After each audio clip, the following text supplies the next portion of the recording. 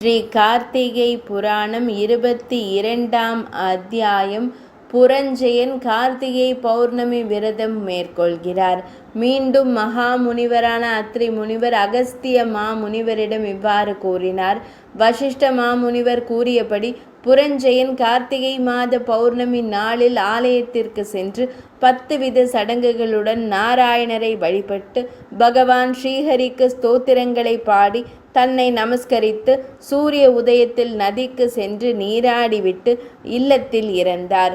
அந்த நேரத்தில் பகவான் ஸ்ரீ மகாவிஷ்ணு பக்தரான ஒரு வயதான பிராமணர் கழுத்தில் துளசி மாலையை அணிந்தபடி அவர் புரஞ்சயனை அணுகி, அரசரே, கவலை கொள்ள வேண்டாம்.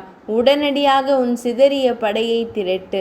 போருக்கு தயாராகி எதிரி மன்னர்களுடன் போரிடு. உன் ராஜ்யத்தை பெறுவாய் என்று கூறி அவரை ஆசீர்வதித்து மறைந்தார். இந்த மனிதன் ஒரு சிறந்த சகோதரனை போன்றவன் என்று முதியவரின் வார்த்தைகளை நம்பி போருக்கு தயாராகி எதிரி மன்னர்களுடன் கடுமையாக போரிட்டார். காயங்களும் கோபமும் நிறைந்த புரஞ்சயனின் படையின் தாக்குதலை எதிரி மன்னர்களின் படைகளால் தாங்க இயலவில்லை. அது மட்டுமல்ல, புரஞ்சயனின் வெற்றிக்கு ஸ்ரீமன் நாராயணர் எல்லா வகையிலும் உதவினார். பகவான் ஸ்ரீமன் நாராயணரின் மகிமை எல்லாம் அது அல்லவா? மேலும் அந்த போரில் கம்போடிய இராணுவம் தோற்கடிக்கப்பட்டது.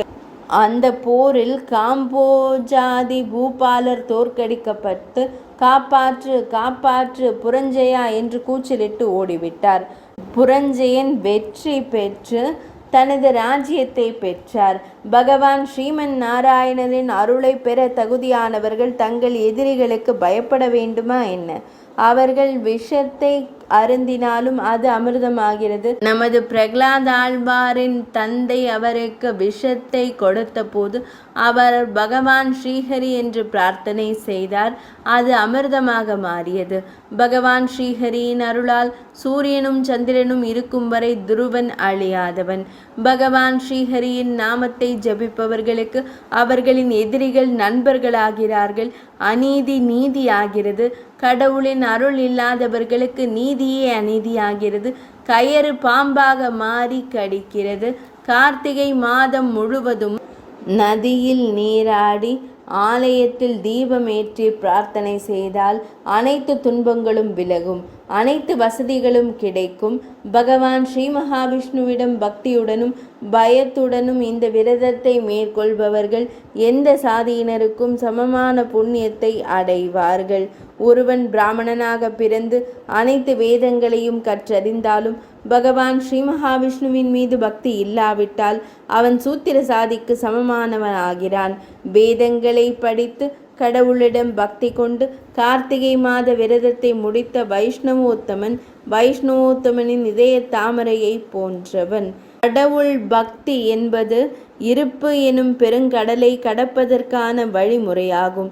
சாதி வேறுபாடு காரணம் எதுவுமில்லை. பகவான் ஸ்ரீ மகாவிஷ்ணு பக்தியின் விளைவு விவரிக்க இயலாது. வியாசமா முனிவர், அம்பரீஷ மன்னர், சௌனகாதி முனிவர்கள் போன்ற மகத்தானவர்கள் மற்றும் பல மன்னர்கள் மற்றும் ஆட்சியாளர்களும் பகவான் ஸ்ரீ மகாவிஷ்ணுவின் மீது கொண்ட பக்தியால் விடுதலை பெற்றனர். பகவான் ஸ்ரீஹரியின் பக்தர்கள் எப்போதும் கண்ணின் இமை போல பக்தியுள்ள ஆன்மாக்களை பாதுகாக்கிறார்கள். யாருக்கேனும் வலிமை இல்லை என்றால் அவர்கள் தங்கள் பணத்தை செலவழித்து வேறு யாரையாவது தான தர்மங்களையும் சடங்குகளையும் செய்ய வைக்கலாம். பகவான் ஸ்ரீஹரியின் பக்தர்கள் பரஸ்பர உறவினர்கள்.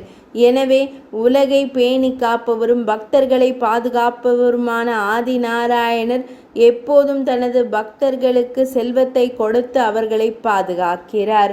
ஸ்ரீமன் நாராயணர் பகவான் எங்கும் நிறைந்தவர், 1000 சூரியன்களின் பிரகாசம் கொண்டவர், உருவமற்றவர், நித்தியமானவர், பேரின்பம் நிறைந்தவர், நீரற்றவர், 14 உலகங்களையும் தனது கருவில் வைத்து காக்கும் ஆதி நாராயணர் ஆவார்.